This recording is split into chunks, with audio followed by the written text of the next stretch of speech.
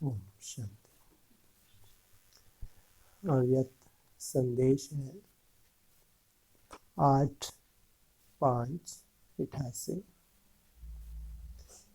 फरिश्ता बनने के लिए याद और सेवा का बैलेंस रखो। ब्रह्मा वत्सों प्रति अव्यक्त वतन से प्राप्त त्रिकालदर्शी बाप दादा का अव्यक्त संदेश। आज जैसे ही मैं वतन में पहुंची तो देखा कि आप सबकी याद हमारे जाने से पहले ही बाप दादा के पास पहुंच चुकी थी। जैसे ही मैं बाबा के नज़दीक जा रहे थे वैसे ही बाबा बहुत मीठी दृष्टि दे रहे थे और मैं उसी दृष्टि के स्नेह में समाती जा रही थी। पहले तो मैं अकेली थी, लेकिन जब मैं बाबा के और नज़दीक जा रही थी तब मुझे लगा कि मेरे पीछे पीछे और भी हैं। बाबा के पास पहुंचते ही बाबा ने मुझे कहा, बच्ची आओ बच्ची, और फिर अपने सामने खड़ा कर दृष्टि देने लगे। फिर बाबा ने कहा, बच्ची अब देखना। तो मैं देखने लगी और बाबा भी देख रहे थे। हमने देखा कि सिर्फ यहाँ बैठे भाई बहन ही नहीं, लेकिन देश विदेश के अनेक भाई बहनें दूर दूर से बाबा के पास आ रहे थे। उन्हों के आने की रीति बड़ी न्यारी थी। वतन में सबका आकारी लाइट का रूप तो होता ही है, तो फरिश्ता रूप तो सबका था ही, लेकिन आने की न्यारी रीति यह थी कि उनके पांव धरती पर थे, लेकिन एक लाइट के रॉड पर थे जो धरती से ऊंची थी। तो उसी रॉड पर सभी फरिश्ते 2-2 या 3-3 की लाइन में आ रहे थे। जैसे वे बाबा के पास आते थे वैसे ही वे बाबा की बाहों में समाते जाते थे। इसी प्रकार बहुत सारे बच्चे देश विदेश के बाबा की बाहों में समा गए। फिर बाबा ने पूछा, बच्ची यह दृश्य देखा, इसका राज क्या था, इसका क्या रहस्य था? मैं मुस्कुराई। बाबा ने कहा, फरिश्ता बनना माना डबल लाइट बनना, अर्थात बैलेंस में रहना। लाइट की रॉड जो दिखाई यह बैलेंस की निशानी थी। रॉड पर सीधे चलकर आ रहे थे। अगर बैलेंस जरा भी कम होता तो डगमग होते। फिर बाबा ने कहा कि जो बच्चे फरिश्ता अर्थात डबल लाइट बनते हैं वे सदा बैलेंस में रहते हैं। तमाशा देखा रोड पे रस्सी के ऊपर चलने का, कैसे बैलेंस में चलते हैं। थोड़ा सा बैलेंस बिगड़े तो नीचे। तो ऐसे ही जिन बच्चों का साक्षात्कार करवाया वो थे बैलेंस वाले। वे रॉड पर होते हुए भी ऐसे चल रहे थे जैसे धरती पर चल रहे हैं। फिर बाबा ने कहा, जिनके बुद्धि रूपी पांव बैलेंस के रॉड पर रहते हैं वे बहुत सहज धरती के आकर्षण से परे रहते हैं।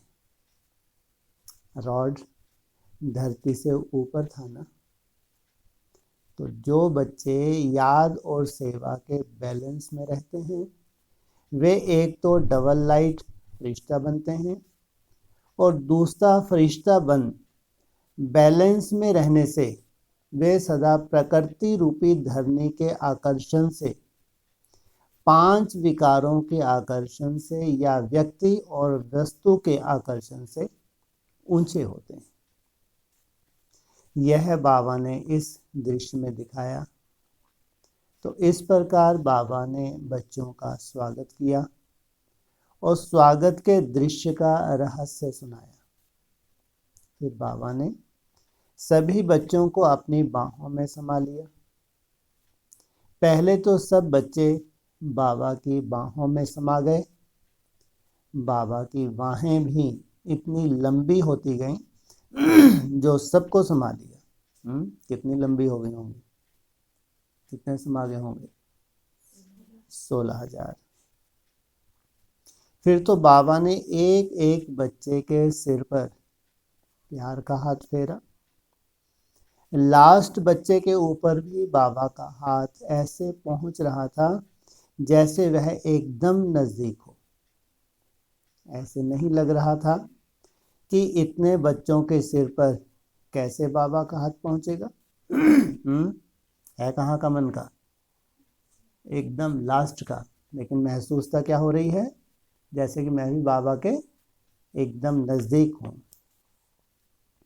फिर बाबा ने एक एक बच्चे को दृष्टि देते हुए सिर पर प्यार का हाथ घुमाया। बच्चे भी बाबा से दृष्टि लेते बाबा के प्यार में खोते जा रहे थे। फिर बाबा ने कहा कि बाबा बच्चों को इतना प्यार क्यों दे रहे हैं?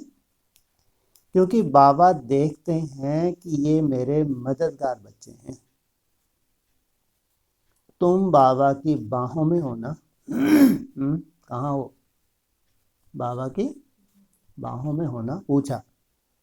और किस में हो? बाहों के ऊपर और क्या है? किस में हो? गले में हो और उसके ऊपर सिर के ताज हो। लेकिन यहाँ पूछा तुम बाहों में हो ना? माना सहयोगी हो, भले किसी भी रूप से हो, सहयोगी भी हैं। और फिर जन्म जन्मांतर ऐसे सहयोगी आत्माओं को कौन से उसमें चले जाते हैं? प्रिंस प्रिंसेस का लक़ब मिलता है। तो बाहें सहयोग की निशानी होती है ना। इसलिए बाबा ने बच्चों को बाहों में समा लिया और अपने हस्तों से ही मस्तक पर प्यार कर रहे हैं। बाबा ने कहा कि चारों ओर बाबा देख रहे हैं कि बच्चे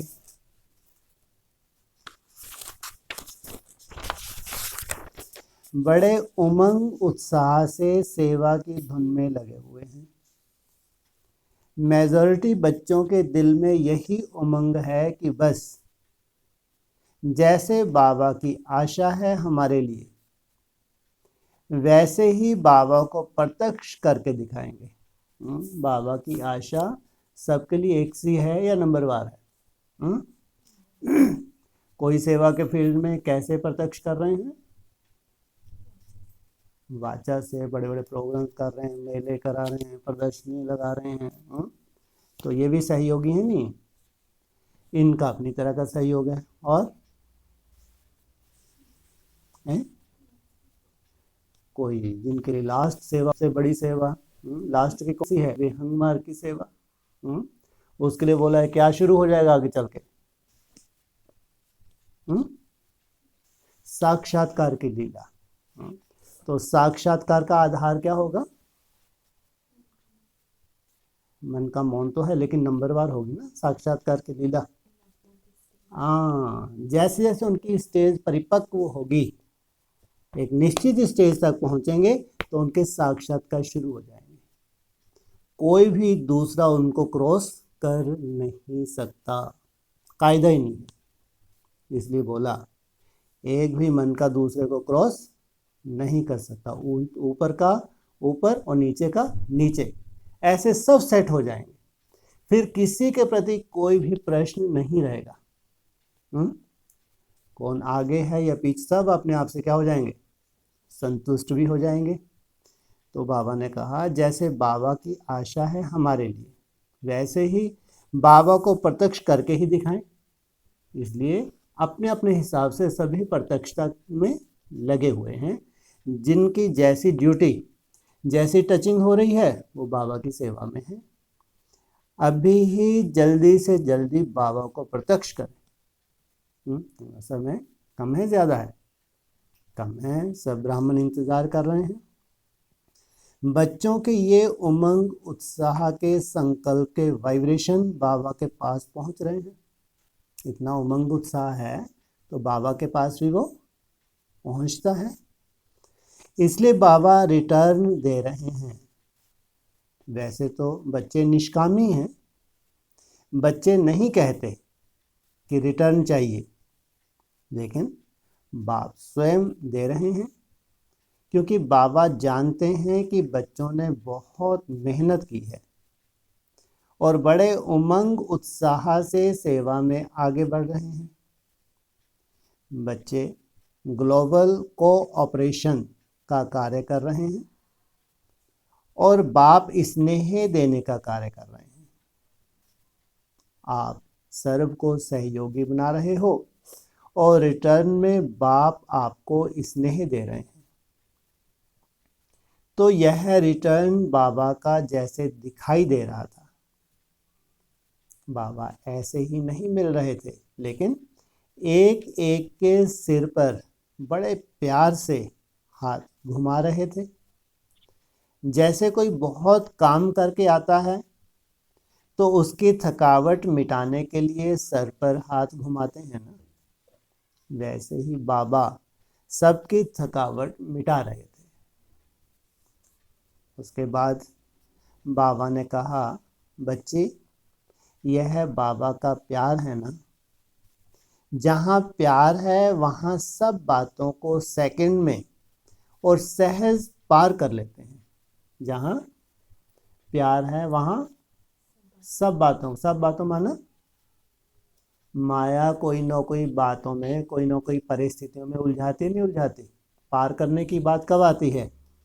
माना ऐसी परिस्थिति, ऐसी बातें जो आपकी रोकें, आपकी स्पीड को रोकें, आपके पुरुषार्थ को रोकें। तो जहाँ प्यार है वहाँ सब बातों को सेकंड में और सहज पार कर लेते हैं। बाबा का प्यार छोटी मोटी बातों को सहज पार करा देता है। कितनी माया अपनी चालें चले, लेकिन जो स्नेह है बाबा के प्रति, वो जैसे सहज ही पार कर देते हैं। जो प्यार में सब बातों को पार कर देते हैं, वे अपार प्राप्तियों के झूले में झूलते हैं। ये बातें भी किस लिए हैं? परिस्थितियाँ किस लिए? हाँ, ताकि अपार, माना जिसका ऐसी प्राप्ति जिनका पार ही नहीं, ऐसे अखुट हैं। तो आज बाबा सभी बच्चों को 3 शब्दों की गिफ्ट दे रहे हैं। पहली, प्यार में रहो। कौन सी सौगात दे रहे हैं? पहली, प्यार में रहो। दूसरी, जो बातें सामने आती हैं उन्हें प्यार से सहज पार कर लो। जो भी स्थिति परिस्थिति सामने आ रही है, निश्चय बुद्धि होकर उनको क्या करो? हाँ, उनका क्वेश्चन ना खड़े हो, माथा भारी ना हो, पार कर लो। तीसरा, सदा अपार खुशी में, सुख में, आनंद में, प्रेम में, ज्ञान में, अपार प्राप्तियों के झूले में झूलो। जब बच्चे ये 3 शब्द याद रखेंगे तब बैलेंस रहेगा। सदा अपार खुशी, सुख, आनंद और प्रेम। तो वहाँ सभी फरिश्ते के मुआफिक ऊंचे होंगे, तो कोई भी प्रकार का आकर्षण नहीं होगा। ये है रॉड के ऊपर, प्रकाश की रॉड के ऊपर बैलेंस में खड़े हुए। तो इस रीति आज बाबा ने हम सब बच्चों को बहुत बहुत प्यार किया स्वागत भी किया और इन तीनों शब्दों की गिफ्ट भी दी। बाबा ने कहा कि इन 3 शब्दों को सदा याद रखना। प्यार के कारण कोई भी चीज़ पार करने में मुश्किल नहीं होगी। अगर बाबा से स्नेह है तो कोई भी बात मुश्किल नहीं।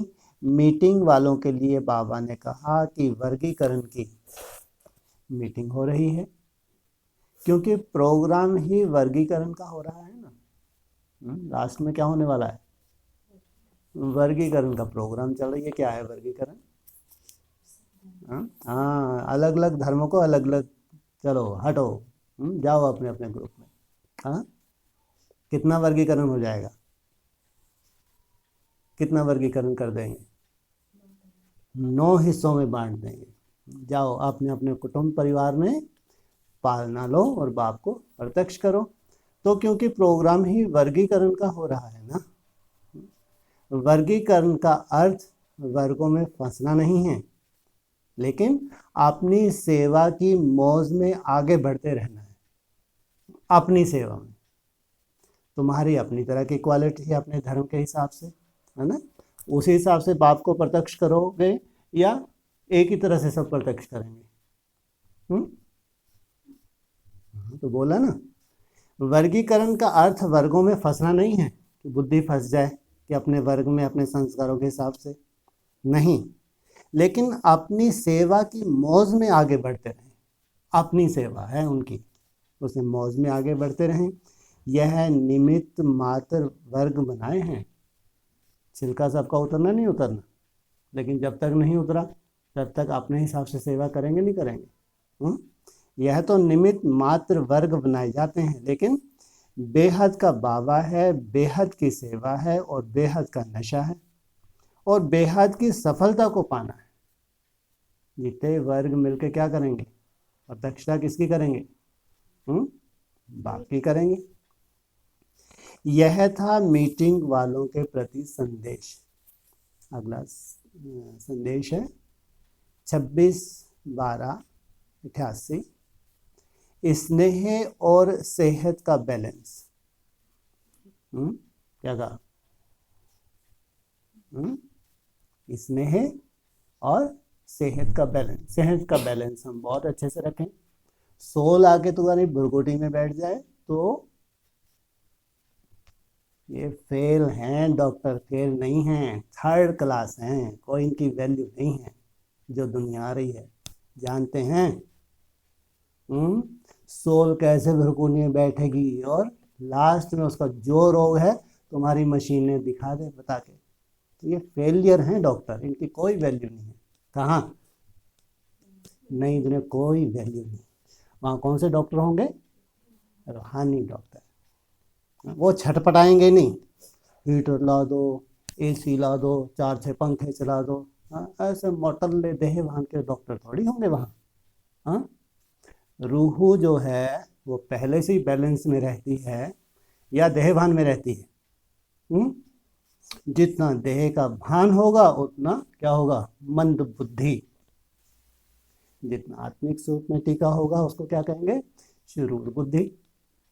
बोला स्नेह और सेहत का बैलेंस। क्या कहा? मीठी मीठी दादी जी के निमंत्रण प्रति। मीठी दादी मिलो, निमंत्रण दिया। अव्यक्त वतन से प्राप्त त्रिकालदर्शी बाप दादा का अव्यक्त संदेश। अपनी मीठी मीठी दादी जी का हुज्जत और स्नेह भरा संदेश ले बाप दादा के पास गई। क्या होगा मीठी दादी को? बाप दादा से सदा के परमान, मुस्कुराती मूर्त और रूहानी नज़रों से मिलन हुआ और बाबा ने कहा, बच्ची आज किन विचारों में मगन हो? ऐसे तो तुमको सदा ही मस्त रहना चाहिए, हाँ, लेकिन चेहरे पे क्या होगा? किन विचारों में मगन हो? माना ज़रूर वैसी मस्ती नहीं होगी जैसी होनी चाहिए, जो सदा ही होनी चाहिए रूहानियत। तो पूछा तो किन विचारों में मगन हो? क्या कोई विशेष समाचार है? मैं बोली, बाबा, सब ब्राह्मण बच्चों का जो बाबा से मिलन का संकल्प है वह सुनकर बहुत सोच चलता है कि यह कैसे पूर्ण हो। और दादी जी के पत्र को पढ़कर तो दिल चाहता है कि कभी हमने दादी को ना नहीं किया है, इसलिए कुछ भी हो पहुंच जाऊं। आप तो जो चाहे कर सकते हो। हमारा चेहरा देखते बाबा बड़ा राजयुक्त मुस्कुरा रहे थे। इनके मुस्कुराने में भी कितनी आफतें हैं। क्या मालूम क्या क्या राज समाये हुए हैं। सुन भी रहे थे, कान भी खुले थे। राजयुक्त में मुस्कुराते हैं तो कोई गहरे राज है ना, लेकिन फॉर्मेलिटी करते हैं, क्या करते हैं, तुम फरियाद सुना दो, तो सुन भी रहे थे। फिर बाबा बोले, बच्ची, क्या तुम नहीं जानती कि बाबा को तुम बच्चों से भी ज्यादा बच्चे से मिलन मनाए, बच्चों को रिफ्रेश करने का होना है, उमंग है। जैसे कि बाप की ड्यूटी है, क्योंकि जिम्मेवारी तो फिर भी बाप की है। हा? साथ साथ तुम्हारी दादियों की हुज्जत और स्नेह के संदेश प्रति बाप को मुरब्बी बच्चों का रिगार्ड भी है, क्योंकि निमित्त हैं, समान हैं। फिर भी बाप दादा सवेरे सवेरे एक खेल देख रहे थे। चलो तो तुम्हें भी दिखाऊं। साथ में ले गए बच्ची को उड़ा के। ऐसे कहते बाबा आगे बगीचे में चले गए। खेल कब दिखाया? सवेरे सवेरे बगीचे में ले गए। वहां क्या देखा कि एक बहुत बड़ा तराजू था जो दूर से बहुत अच्छा चमक रहा था। बाबा बोले, बच्ची, आगे जाकर देखो। मैं आगे गई तो क्या देखा कि तराजू के दो पलड़ों पर एक तरफ लिखा हुआ था स्नेह, दूसरी तरफ लिखा हुआ था सेहत, स्वस्थ, स्वास्थ्य। और ऊपर डंडी जो तोलने की होती है, आधार होता है, उस पर लिखा हुआ था ड्रामा। जो भी आफत है, एक तरफ ड्रामा की सीन, अपने हिसाब किताब, क्या है ये सब हिसाब किताब हैं। और किसी में ताकत हो तो चुप तो कर दो, दिखा दो अपना चमत्कार दवाइयों का। है आगे चल के जो सीन आने वाले, सबसे खतरनाक सीन जो आने वाली कौन सी है? हाँ, जो शरीर छोड़ के गई हैं, जिस बीमारी से गई हैं वो बीमारी अचानक तुम्हारे में प्रवेश हो जाएगी और कोई भी डॉक्टर किसी भी मशीन से बता नहीं सकता इस रोग का कारण क्या है। सोल निकलेगी, बढ़िया, सोल आ जाएगी, बीमारी। ये बहुत बड़ी लीला चल रही है, डॉक्टर फेल हो जाएंगे। इसलिए अपने जो बुद्धि चलाते हैं ये मंद बुद्धि हैं। इसलिए जो रूहानी संगठन है, जो रूहों का है, उनको पहले पहले शिक्षा की दी जाती है कौन सा पुरुषार्थ करना है? देह को सजाने का पुरुषार्थ नहीं करना है, हैं? क्या किसको सजाने का पुरुषार्थ करना है? आत्मा को। जिन्होंने अपनी आत्मा को सजा लिया उनको कोई भी सोल डिस्टर्ब कर नहीं सकती। कोई ऐसा व्याधि का रूप बहुत बड़ा नहीं हो सकता जिसका कोई इलाज ही ना हो। ये तो बाबा ने ही बोला 80% बीमारियों का कारण क्या बनने वाला है आगे चल के? सोल की प्रवेशता 80%। सोचो, ये अभी नौबत आनी है। कहाँ तक अपनी बुद्धि चलाएंगे? ये कर लो, वो कर लो, क्या कर लो, क्या करना है? बाबा का याद करना है, तो समाधान भी बहुत सुंदर हो जाएगा। अगर आप भगवान अगर छटपटा रहे हैं तो उनको बाहर करो, भक्त। सुंदर समाधान तब होगा जब तुम एकदम बैलेंस है भगवान की याद में। तो किसी को भी बाबा टच कर देगा, तुमने थोड़ा सा किया खल्लास। और जब छटपटाएंगे फिर संगठन छटपटाएगा और ही माया का रूप बनता है। हमेशा ध्यान रखो, जो रूह हैं, जो रूहानी सा, वहाँ देह भान के कायदों का कोई रोल नहीं है, छटपटाने का कोई रोल नहीं है। तो ऊपर क्या है? ड्रामा, बताया ना, डंडी में ऊपर क्या है, ड्रामा। एक तरफ स्नेह सबसे बड़ी ताकत है, स्नेह की ताकत सबसे बड़ी ताकत है। भगवान के प्रति स्नेह, क्या वो अपना कर्तव्य नहीं करेगा? कितना भी पलड़ा भारी हो जाए हिसाब किताब का, देह के रूप में कोई भी व्याधि के रूप में पलड़ा कितना भी तुमको दिखे, इसका तो बहुत आफत है, तो कोई समझ में नहीं आ रहा। बाबा सीधा सर्टिफिकेट देंगे, मंद बुद्धि, क्योंकि इसने आत्मा का पुरुषार्थ ही नहीं किया। ये देह के तल पे ही जिया है और देह के तल पे इसने समाधान किए हैं। तो ऊपर दिखाए ये ड्रामा किसी को छोड़ेगा? हाँ, किसी को भी छोड़ेगा? कोई भी ऐसा हो जिसका पेपर ना हो, जो अपने हिसाब किताब आ रहे हैं, ये तो अभी आ रही है, ड्रामा नहीं है, ध्यान रखना। अभी जो बीमारियां ये ड्रामा शुरू ही नहीं हुआ अभी है, ये तो तुम्हारे ही अपने हिसाब किताब है। ब्राह्मणों की दुनिया में जो चक्कर चल रहा है, अभी ड्रामा का चक्कर तो भी शुरू ही नहीं हुआ। उसमें सबसे बड़ा पार्ट है सोल्स का, जो आत्माएं जो ऑपरेट करेंगी, जो आत्माएं, उनको भी सजा देनी है और शरीरधारी को भी सजा देनी है। कितनी जल्दी काम हो जाएगा? एक तो ऊपर से आत्मा, इसलिए बोला क्या करेंगे, प्रवेश करा के सजा देंगे। ऐसा नहीं कि तुम शरीर छूट गया, आपके लोग भड़कते रहो, तुमको शरीर तो मिला ही नहीं, सजाओं से मुक्त, बिल्कुल नहीं। ये तो बहुत बड़ी मशीनरी है जो अभी शुरू होने जा रही है। तो इसलिए जो ज्ञानी तो आत्मा, उनको क्या इशारा दिया, एक तरफ सबसे बड़ी ताकत, हमेशा याद रखो, बाप से स्नेह। और बाप के ऊपर कोई है? कोई ताकत नहीं है संसार की भगवान के ऊपर।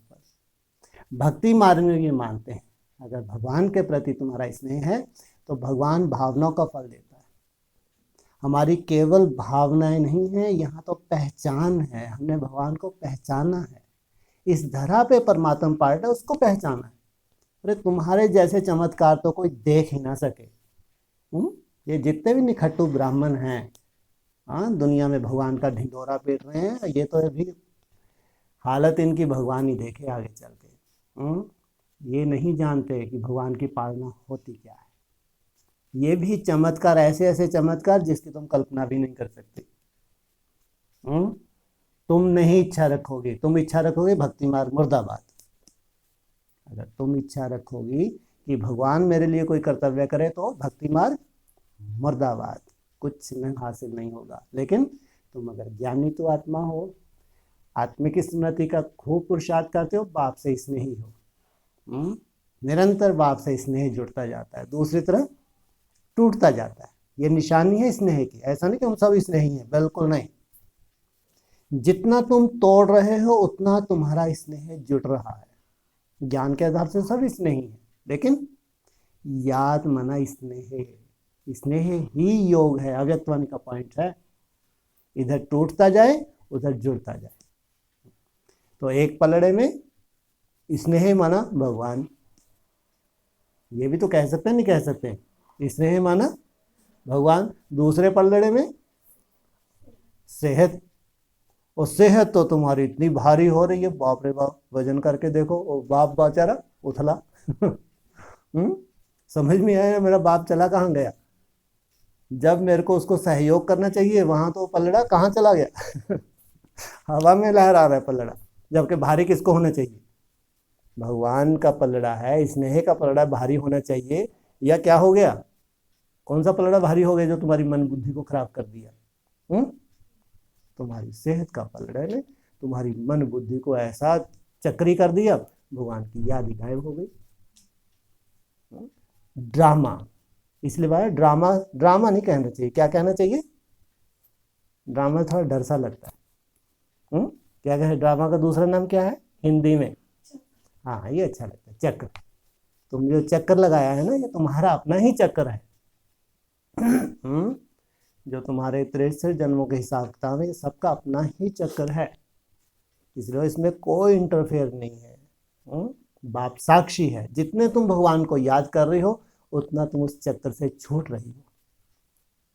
जितनी तुम याद कर रहे हो उसके बावजूद भी अगर है तो वो तुम्हारा कोई बहुत बड़ा हिसाब किताब है। अगर तुम्हारी याद के बावजूद भी है तो कितने बड़े या छोटे रूप में है तुम नहीं जान सकते। तुम तो एक दफा स्नेह भगवान की याद। तो बाबा ने क्या कहा,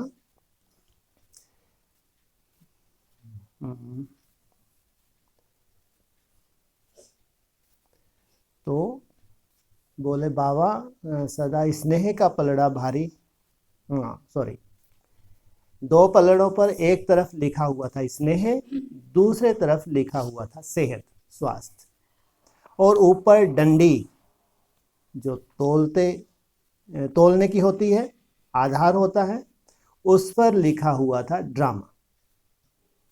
मैं देख रही थी तो बाप दादा आगे आए और कहा, देखा किस तरफ का पलड़ा भारी है। तो थोड़ा सा हिलाने से देखा कि सेहत का पलड़ा नीचे गया। कहना तो खैर आसान है, लेकिन जब किसी के ऊपर ये अपना हिसाब किताब आता है, तब खुद ही चेकिंग करके देखे क्या हो जाता है। अधिकांश क्या होता है, वो सेहत का पलड़ा भारी हो जाता है। मैंने बोला बाबा सदा तो स्नेह का पलड़ा भारी होता है, आज इसका रहस्य क्या है। कायदा क्या कहता है, कहाँ भगवान से स्नेह, वो पलड़ा तो कितना भारी होना चाहिए। हाँ, लेकिन इसका रहस्य पूछा। बाबा बोले बच्ची देखो, सब बच्चे कहते हैं बाबा रथ को ले आए, सिर्फ दृष्टि दें या सिर्फ रथ कमरे में बैठ जाए। अब बाप दादा तो जो चाहे कर सकते हैं, रथ किसी भी हालत में हो, रथवान उसको भी चला सकता है, काम ले सकता है। किसका रथ है, बाप का रथ है। लेकिन बच्चे इसने सिर्फ स्नेह, भावना और वर्तमान को जानते। बाप ड्रामा की भावी, सेहत और तीनों काल को जानता। तो इसलिए क्या कहते थे, ब्रह्मा बाबा बार बार खुल खुल करते थे। बाबा क्या बोलते थे, बच्चे के ये अपने हिसाब किताब हैं, बाबा को इसके खुल खुल दूर करने नहीं आया। ये तो जितना याद करता है ये हिसाब किताब चुकतू होते हैं। इसलिए अगर अब जबरदस्ती अधीन कर रथ से काम लिया तो सदा के लिए कमजोरी का कारण बन जाएगा। तो बाबा भी रथ के कितना ध्यान रखता है। दादी को थोड़ी खिटपिट हो गई होगी, उस वक्त थोड़े समय के लिए क्या किया होगा, हाँ रेस्ट दिला दी होगी, क्योंकि सिस्टम में अंतर पड़ता ही है। बच्चे तो बहुत हुज्जत करते रखते, लेकिन बाप की प्रवेशता होना ही कितना शक्तिशाली है, कोई साधारण बात नहीं है। ये कौन सा बाप है, शिव बाप प्रवेश करते हैं कन्या के तन में, साधु सन्यासी के तन में आए, कायदा ही नहीं मुरली का पॉइंट। इनसे और मिलो, बोलें जरूर।